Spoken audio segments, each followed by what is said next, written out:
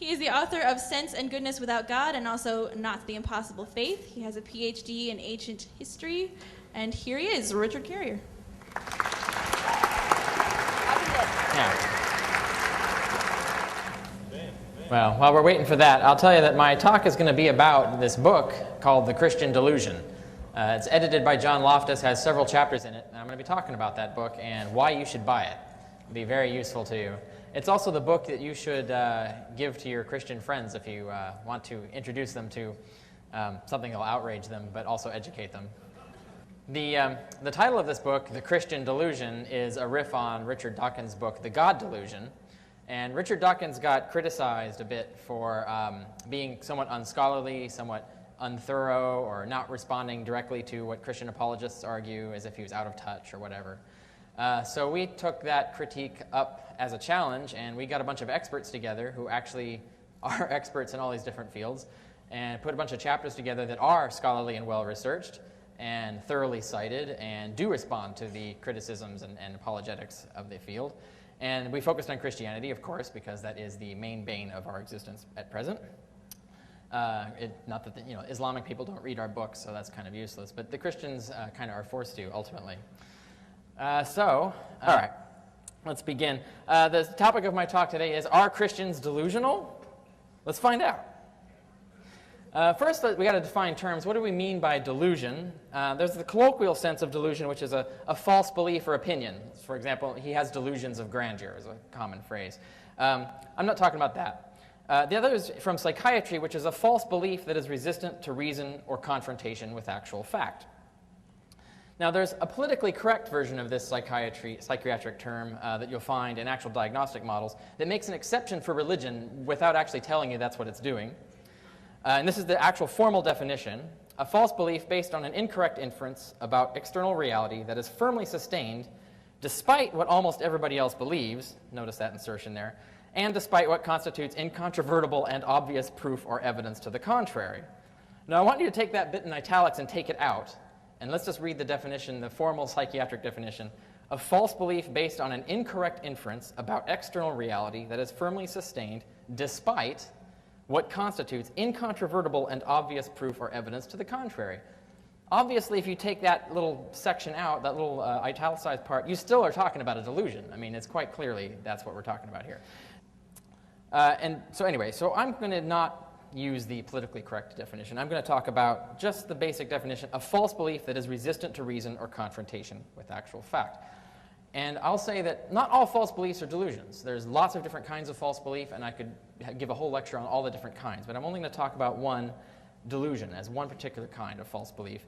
And for a false belief to be a delusion, it has to meet these three criteria, all three.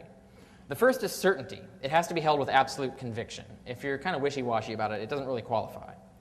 It also has to have incorrigibility. That means it's not changeable by compelling counter-argument or proof to the contrary. And that's one of the key features of delusion.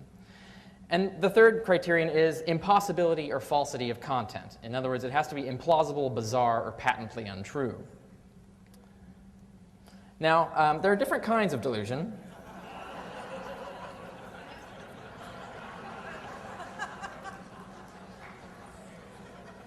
Delusion comes in many degrees.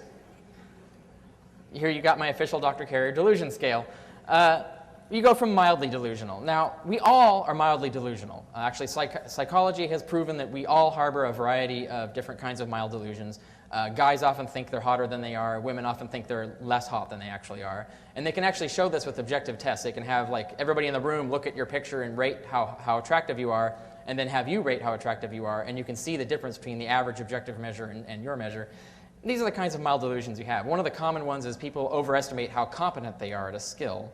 And ironically, the less competent you are, the more you overestimate your competence at the skill.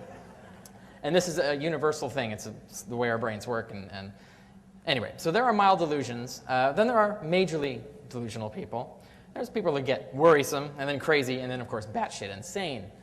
Now, for today, I'm only going to talk about the majorly delusional. I'm not talking about the worrisome Christians or the complete batshit insane Christians. I'm going to talk about just ordinary majorly delusional Christians.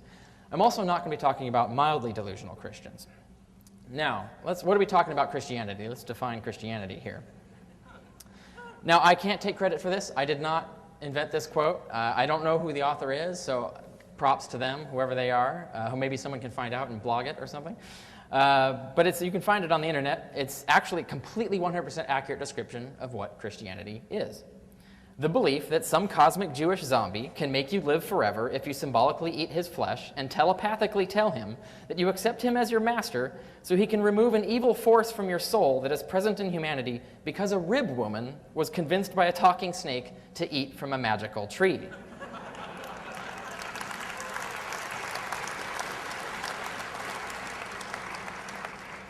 And there really isn't a single proposition in there that your average Christian can honestly deny. Yeah, that's what we believe. What can I say? Now, though, there are a lot of Christians now who've really taken a lot of flack for that, and so we've come out with a new improved Christianity of the maybe last 50 years or so, where they admit, okay, all that Eve stuff is baloney, the rib woman, talking snake, okay, maybe that's all myth. But I still have an imaginary friend who magically manipulates the world for me, and he also magically impregnated a woman 2,000 years ago, and she bore him a son who underwent an ancient ritual of blood sacrifice in order to dispel a curse laid upon me, thus ensuring I will be immortal, although I've never seen this work for anyone else before. So that's what we're dealing with. That's Christianity. That's the belief that we're going to test. Is that a delusion? Now, there are varieties of Christians as well. There's nominal apathetic Christians, Christians who just say they're Christian but don't really believe any of it, or don't even care whether it's true or not. I'm not talking about those Christians today. There's also Christians who don't really know if it's true. It's a sort of a metaphor or something. They have different kinds of ideas. Very liberal Christians that you can often have a really hard time trying to pin them down on what actually they believe. I'm not talking about those Christians either. I'm talking about the Christians that it's true as told Christians. And the same ones who say it's all true and Jesus is coming from outer space to kill you soon. That's actual polled results. 40% of the American public believes that, by the way. So we could talk about maybe about 60% of Christians are that it's true as told, but aren't so sure about when Jesus is going to come and kill us. But, And there's also a split between what I call the mildly delusional and the majorly delusional Christians. And the mildly delusional ones have personal belief in God, like God exists and Jesus was a great guy. But they have room to move. They'll waffle a little bit on the divine issues of Jesus and so forth. These kinds of happy-go-lucky Christians, I'm not going to be talking about today. I think that's kind of a mild delusion. It's kind of like somebody who thinks they can telepathically communicate with their pets. It doesn't really hurt anyone. It's still a delusion, but I'm talking about that Jesus is truly the Son of God and whatnot, and that's what I mean by majorly delusional, or at least I claim it's majorly delusional. Let's see if I'm right. Now, what if someone came up to you and said that they have an imaginary friend named Zalmoxis, who they insist is really real? He's not imaginary, in fact, and they'll never die because this ancient demigod cleansed their soul with blood magic, which grants them the power of living forever in a magical place no one can see. Now, you would immediately peg that as a delusion. It's bizarre, implausible, and patently untrue. Zalmoxis' cult, in fact, is attested in Herodotus, the historian, in 425 BC, 500 years before Christianity. Let me take you back to that. That's a description of an actual religion practiced 500 years before Christianity and possibly still being practiced in the time Christianity was invented. This looks very familiar, don't you think? Think about that. Another example I'm going to give you is the Heaven's Gate cult. I'm sure a lot of you know about this cult. They believed that a spaceship was behind Comet Hale-Bopp that was going to come and rescue them and transfer their souls from their current shells, their current bodies, into new special bodies in the spaceship, and they were going to fly away and live forever in this spaceship. And they were so convinced of this belief that several dozen of them committed suicide, mass suicide. They're actually, not all of them did, by the way. There actually are still Heaven's Gators around, and they still believe this thing. It could rise up as the new Scientology in 50 years. Who knows? But their belief, I have to point out, it was based on the idea of getting new bodies in an alien spaceship flying by. We regard this as patently absurd, implausible, and bizarre, but at least has all the elements of plausibility in the sense that spaceships are at least scientifically possible, and the idea of having your body or having the information in your brain re-imprinted on another body that's actually better built than your current one is not only plausible in the sense that it's physically possible, but we'll probably actually be able to do that within 1,000 years' time of technological development. So they're not really that far out on the fringe, and yet we all recognize this is a crazy idea. Now, this is compare this with what the Christians believe. They believe that they're going to get new bodies in a magical alternate universe. That's not as plausible. There's no science to support this. There are no magical alternate universes that we have any evidence of. So actually, it's either the same belief or at least less plausible even than what the Heaven's Gate people believed. And their whole theory, they actually had it worked out as the idea of quantum teleportation and neural engineering, quantum teleportation of the information in their current brains to neurally re-engineer the brains of their new bodies in the spaceship, versus the Christian idea that God needs blood to fix the universe, but only his own blood had enough magical power to do it, so he gave himself a body and killed it. Which one of these two religions makes more sense? So if the Zalmoxians and the Heaven's Gators were delusional, so are Christians. That's the point I'm trying to make here. And so we've nailed one of the three requirements here: impossibility or falsity of content, implausible, bizarre, or patently untrue. Now, I won't leave it at that. I'm going to point out how you can actually make this case using the Christian delusion. Christian delusion is divided into 5 parts. I'll talk about part 2 first. And that's why the Bible is not God's word. And there's a reason we break it down like this, and I'll point that out later. There's a chapter by Edward Babinski on the cosmology of the Bible. It's important to note that the Old Testament God, this is the Old Testament, the voice of God, in quotations, himself, speaks with the assumption routinely that the earth is flat and held up by 4 pillars. Now, if even God didn't know how the world was made, you can be fairly certain that the Bible was not written by God or by anyone who was in communication with him. This basic idea of water, there's this giant sea up in outer space. In fact, outer space is an ocean, and then there's this big metal firmament that God put to separate that ocean from the ocean below, and then the atmosphere is in between. The atmosphere, this big dome, is held up by 4 pillars. That's the pillars of heaven, and then the earth is flat and held up by 4 pillars, which is the pillars of the earth.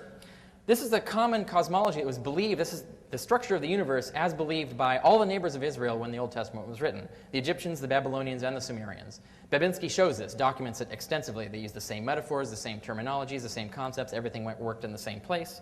So when you see it in the Bible, you know this is just a product of its culture. This is not an insightful, inspired text from the God of the universe, that God who would certainly know that the earth was round and outer space wasn't filled with water. Another point, and this is something I won't go into in detail because I'd be preaching to the choir, but you know these things, the Bible and modern scholarship. Modern scholars pretty much all agree that the Bible is bullshit. They don't put it like that, but when you add up all the things they say, you say, oh, well, that's what you're saying, is it's bullshit. Well, don't say anyone that's what we're saying, but that's what we're saying. The Old Testament and the New Testament. Now, Paul Tobin has a good summary. It's a short chapter that summarizes some of the best examples. Of course, there's hundreds of these. But he summarized some of the best examples that are most secured by best scholarship, and he cites the scholars in the scholarship, supporting each of these 5 points: that the Bible is inconsistent with itself, it's not supported by archaeology. In fact, archaeology refutes the Bible on many points. It contains fairy tales and failed prophecies, demonstrably failed prophecies, and many forgeries. Both the New Testament and the Old Testament contain books that we know are forged. They were not written when or by whom they claim to be. And that's mainstream scholarship, by the way. It's not fringe at all. So, the book can't be God's word if these things are true. And then John Loftus has a chapter on what we've got here is a failure to communicate. Those of you who know the movie will get the line, but I won't go into that. And he demonstrates in elaborate detail that one thing that God would do if God inspired the Bible or wrote it or whatever is that he would make sure that his message was clear. You'd make sure that you got it like this. These are the morals. This is what's moral. This is what's right and wrong. This is what I want from you. This is what's going to happen. But he's not. He's massively confusing text. In fact, it's so confusing it leads to massive confusion among Christian churches who actually killed each other over these. One of the classic examples is, can I have sex slaves or not? Actually, the Bible is consistent on this. You can. There really is no passage in the Bible that says you can't. Frankly. And there are 3 passages in the Bible that explicitly declare that you can and give specific instructions on how to manage your sex slaves. So the Bible's not God's word. Part 3 is why the Christian God is not perfectly good. So let's say you say, well, okay, maybe the Bible is full of a lot of errors and stuff, or it's all metaphorical or something. And so we can't really know for sure whether it's God's word, but at least God is perfectly good. Well, there are 2 arguments against that. The first is that the God that's depicted in the Bible, the character of Yahweh, is a moral monster. And Hector Avalos has a great chapter showing that that Yahweh, as depicted in the Old Testament, is just as big of a douchebag and asshole as all the other gods around him among the Sumerians and Babylonians and so forth. I mean, he's the same jerk, basically. Does the same things, says the same things that you would recognize as basically, not the kind of guy that you would respect or worship, and as Hector Avalos calls it, a moral monster, which is the polite way of putting it. There was actually a guy by the name of Paul Copan who actually said, no, God did all those things, but they're not really monstrous because God had excuses, or God can do whatever he wants, and Hector Avalos takes him in on that. But he shows that all the surrounding Bible codes, all the surrounding law codes of the peoples around Israel were either as enlightened or more enlightened than the law code we find in the the Old Testament. Which shows that the Christian God is not perfectly good if you go by the Bible God. Well, let's say you reject the Bible God, you still got this idea of God left, right? Well, John Loftus has a chapter called The Darwinian Problem of Evil, where he decisively proves that the needless suffering of animals, and I'm not talking about farm animals, I'm just talking about regular animals out in the wild for the past 4 billion years, that monstrous, unnecessary suffering is inexcusable. And there's no possible way God could create this universe and still be considered perfectly good. And he addresses these responses to this. A lot of Christian apologists are really worried by this argument and have been for years. You might not have ever heard of it, but they've developed a lot of really bizarre, crazy excuses to weasel out of it, and some of them are quite shocking. And he fantastically did his research, and he documents every single one in response to them. It's a good one. I also recommend this bonus chapter that I wrote that didn't get in the book called The Will of God. It's 24 verses from the Old Testament that decisively show what a dickhead Yahweh was. And you can find that on our companion site for the book, sites.google.com/site/the Christian Delusion. Then there's the why Jesus is not the risen Son of God, part 4. That's the other part of the Christian argument, right? That Jesus has to be the Son of God, otherwise Christianity isn't true in any really metaphysical sense. And Robert Price has a chapter where he shows that mainstream rejection of the Gospels as not being historical evidence is valid, despite a lot of recent Christian scholars attempting to argue against this. I have my chapter on the resurrection, where I point out that we do not have adequate historical evidence to believe that Jesus rose from the dead. In fact, the evidence looks the other way. This is actually my best refutation of this argument. So if you want to find the definitive knockdown of Christian resurrection apologetics, that's the chapter to go to. And then John Loftus has, at best, Jesus was a failed apocalyptic prophet, proving conclusively that Jesus said he'd come back in like 20 to 40 years. The fact that he didn't decisively proves that he was wrong, and since God can't have failed to predict his own return, Jesus can't possibly have been God. So we've got here Christianity is definitely implausible, bizarre, and patently untrue. And you all know this, but you can see that the case laid out there. And it has nice, good, short chapters that really get down to the point and are thoroughly documented. Part 2 is designed to refute the Bible as God's Word, Christians. Part 3 is designed to refute that God is good, Christians. Part 4 is designed to refute that Jesus is God, Christians. And really, it does. I mean, there's no argument for them left to make that makes any reasonable sense. But just for good measure, in case there were any Christianities left, we tacked Part 1 on the front and Part 5 on the back. And Part 1 really gives the coherence to the whole book.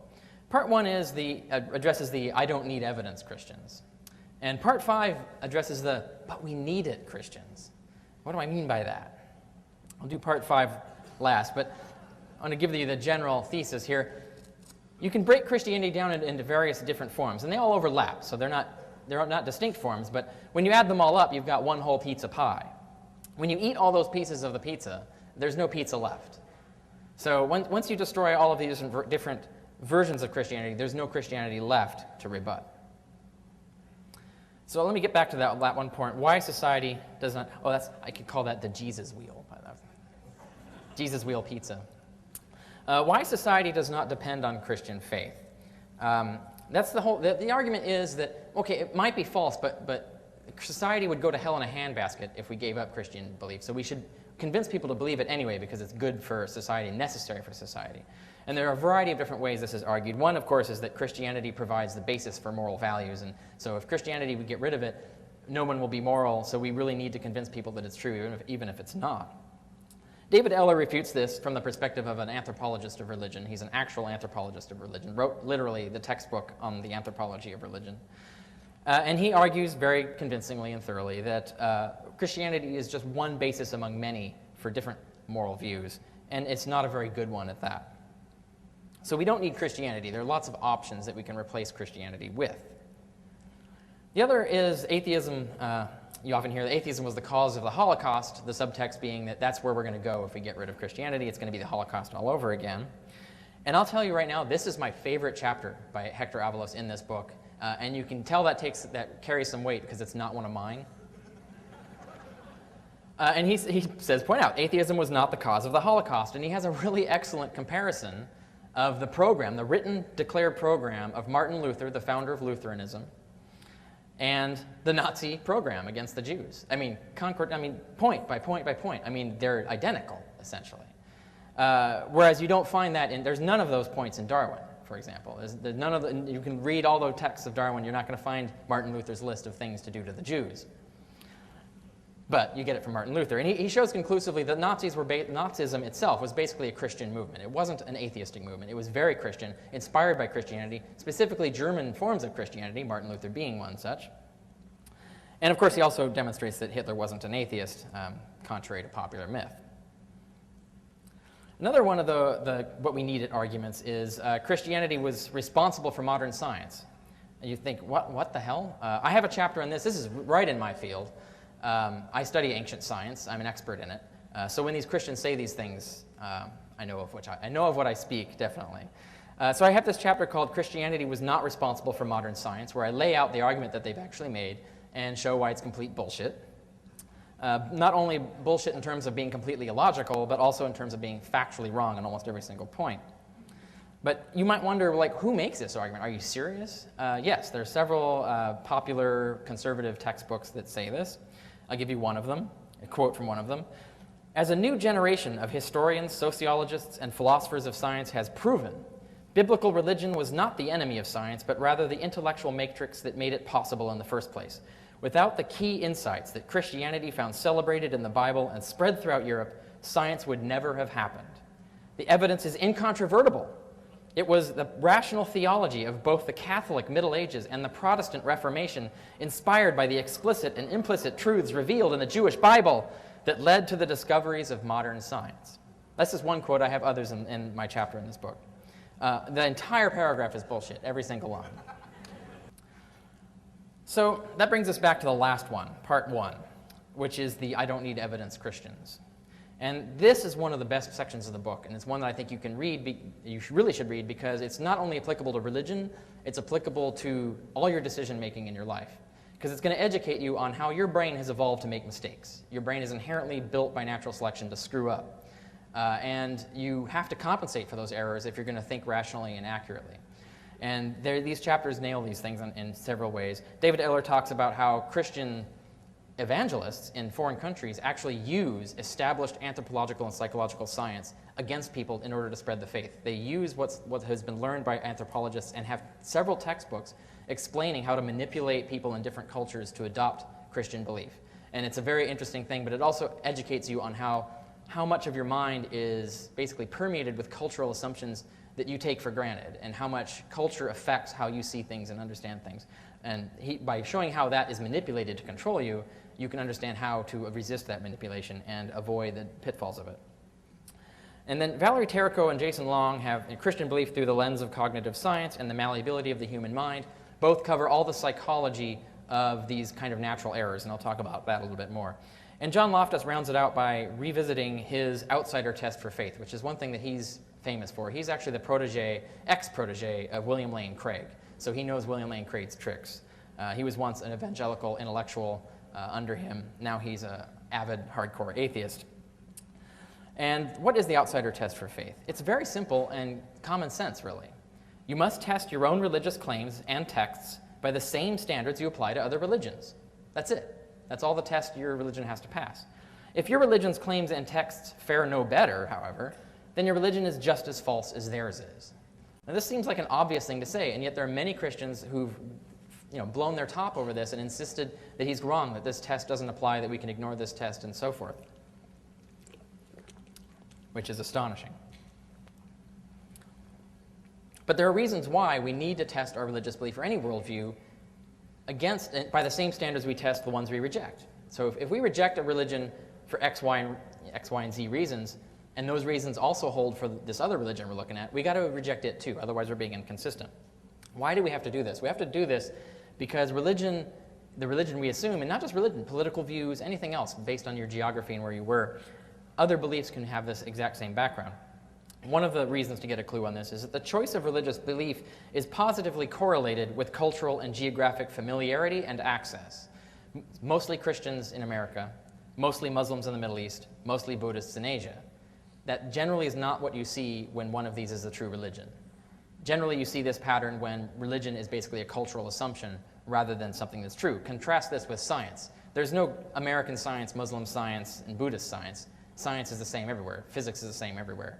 There's a reason why that is, because science gets to the truth of things and people see it gets to the truth of things. Religion doesn't really, so people pick their religion based on the one that's immediately available to them or the one that they were indoctrinated in, and then they go on throughout their life assuming that that's the norm against which they should measure everything else. Another reason to get a clue about this is that religious belief is negatively correlated with intelligence, education, and self-esteem. And in the Christian Delusion, Tarico and Long cite the studies that confirm all of these things. Basically, the smarter you are, the less likely you are to believe. The more you know, the less likely you are to believe. And the more self-respect you have, the less likely you are to believe. Now, the relationships aren't strong, but they're strong enough to be a warning to someone that you should actually strive to educate yourself to know more, to be smarter, and you can make yourself smarter, by the way. Intelligence is learnable. You should strive to do these things and strive to have more self-respect so that you can evaluate religion objectively and not pursue religion as some sort of mollification for things that you find lacking in yourself. In addition to all that, our intuition is totally fucked up. And we've confirmed this. This was mentioned the other day, hyperactive agency detection. It's actually built into our brains.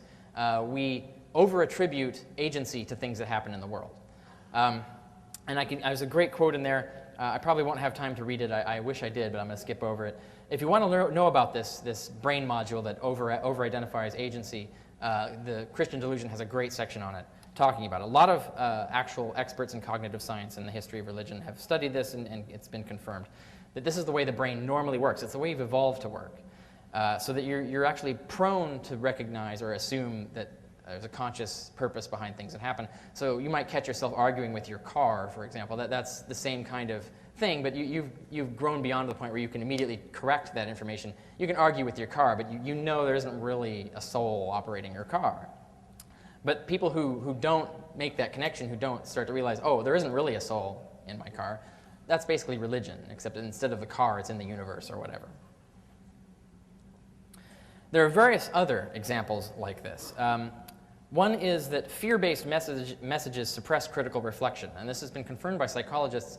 If I scare you, if I say you're going to go to hell or you're going to lose $1 million or lose your house or something, the moment I've scared you, your odds of actually evaluating what I say next in terms of critical evaluation go down substantially. And they've actually done control tests where they give information to someone or make an argument to someone who hasn't been scared, and then they make an argument to someone with the fear-based message in front of it, and the people in the fear-based section believe what was told them to a higher percentage than the people in the control group.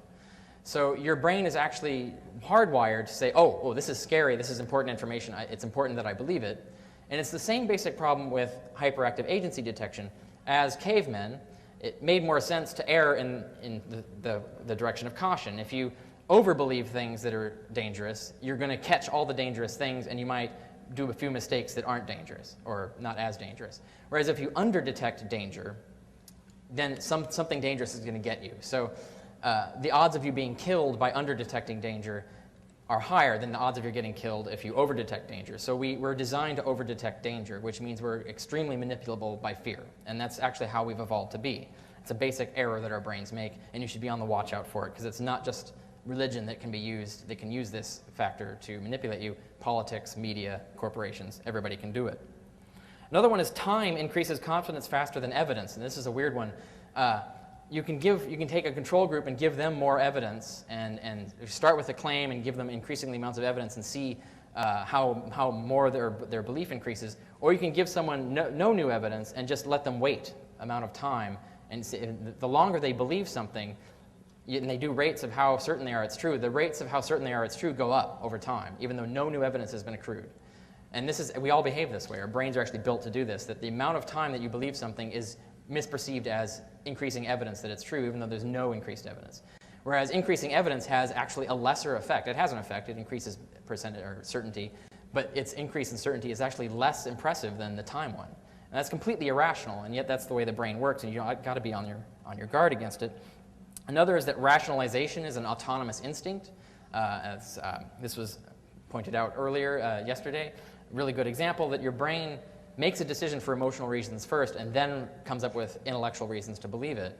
Now, if your emotions are well trained, that works reasonably well, and if your reason is trained enough to be self-critical, so you're like, well, I better check that to be sure, then you can correct your errors that this process makes. But you have to learn to do that. If you don't learn to do that, your brain automatically rationalizes anything that you want to believe. So that people who aren't trained critical thinkers, who don't take the bother of living the self-examined life and teaching them how to question themselves and not be sure that their instinct works all the time, those people are going to be highly prone to being certain that they're true, but they'll have all these great intellectual reasons, but none of those reasons were the actual reason that they came to the belief and maintained the belief.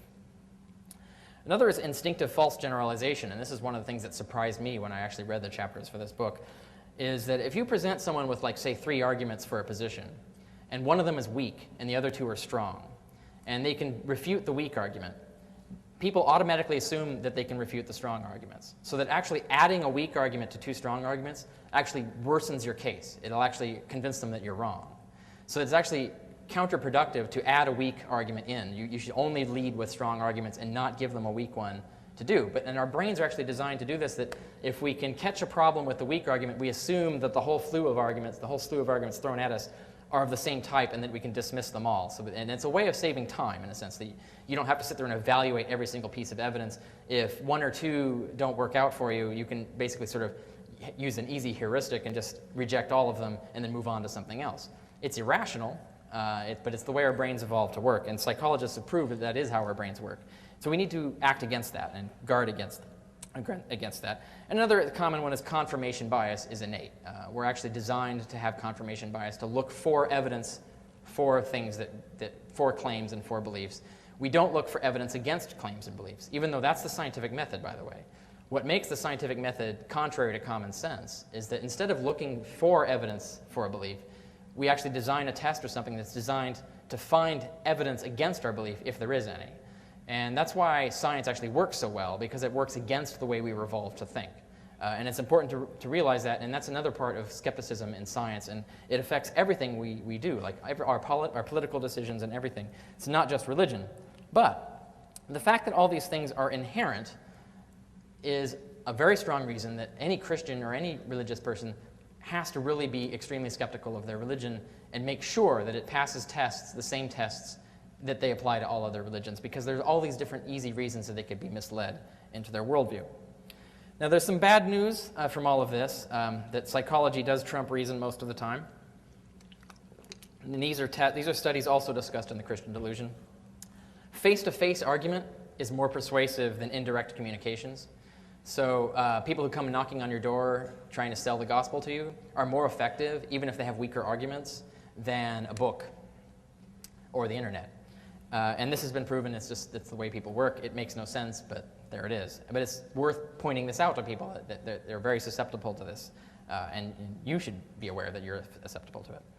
And avoidance behavior is natural. If you have this comforting belief that you need, or if you think you've been convinced that challenging this belief or questioning this belief is dangerous, you'll engage in avoidance behavior. And that means swallowing lousy arguments rather readily.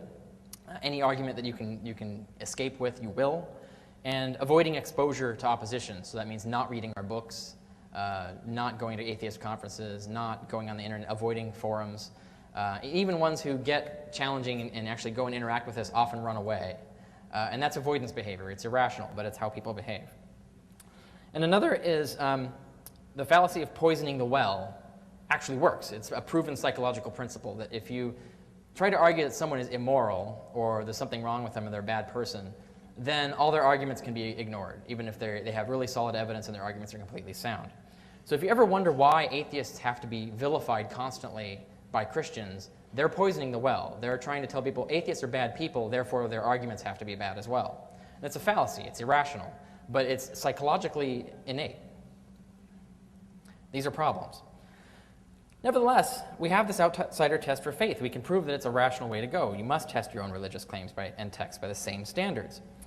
And basically, you can divide the responses into two things, two different ways of responding. And one is, we don't have to test our faith by the same standards we test others. Full stop. Hypocrisy rocks. That's one. That's patently irrational. So that's like delusion rearing its ugly head full on. I mean, you might as well just tattoo delusional right on your forehead if you're going to say that. Because that's the mantra of a delusional person. The second one is that our religion passes the outsider test because we have all this awesome evidence. And then, of course, that's what the rest of the book shows is not the case. So we've got the second leg here, incorrigibility. It's not changeable by compelling counter-argument or proof to the contrary. They claim they have all this awesome evidence, even when they've been shown plainly that they don't, or they retreat into irrational rejections of rational thought. Now let's talk about the last one. Sam Harris just came out with a book called The Moral Landscape. It's not forthcoming. When I wrote the slides, it was forthcoming. It's actually out now. I got an advanced look at this book. It's a pretty good book, especially if you're a fan of Sam Harris. I recommend it. It's not fully philosophically rigorous, but it's got a lot of great science in it, and so I do recommend it. And I'm, of course, the philosopher who argues for his position. And I argued for it before he even knew I was arguing for it, but I argue for it using all the philosophical terminology. So I'm kind of like, I told him I'm Huxley to his Darwin, or the other way around. But one thing he points out in this book, and this is what his dissertation, and he has his PhD now in cognitive science, he talks about his dissertation work on the study of belief as an emotion.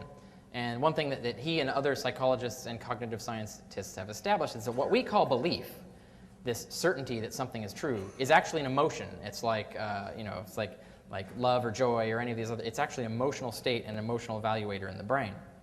We've actually located it in the brain. We know where physically in the brain certainty is generated. And we know it can misfire just like all other emotions can. You can fall in love with someone that you really isn't the same person you thought they were. You can be joyous for the wrong reasons and so on. Another classic example of this that's a parallel to delusion is a phobia. Now, a phobia is an intense emotion, in this case fear, triggered by an inappropriate stimulus, like flying in an airplane, spiders, or sour things. Does anybody know what the fear of sour things is? It's an actual condition.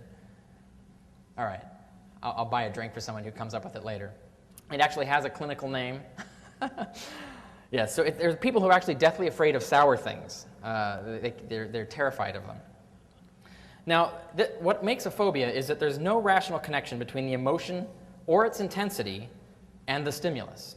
Flying in an airplane, spiders, and sour things simply aren't that scary. I mean, really, objectively, nor that dangerous. So intensely fearing them is irrational. And we recognize this. We recognize a phobia is not a rational belief, and it's something that you can even say it's kind of a form of delusion. And people will often easily recognize that it's a problem that if they have a phobia that they need to be cured of, and there are ways to cure it. Delusion is basically just like that. A delusion is an intense emotion, in this case certainty, triggered by an inappropriate stimulus, bizarre claims made in an old book. Now, for example, there is no rational connection between the emotion or its intensity and the stimulus. The gospel simply isn't that convincing, really. Thus, being intensely certain it's true is irrational. Thus, intensely believing it is irrational. So that gives us the last leg. A delusion consists of certainty held with absolute conviction. So I've established all three. The book gives you all you need to know to establish every single one of them.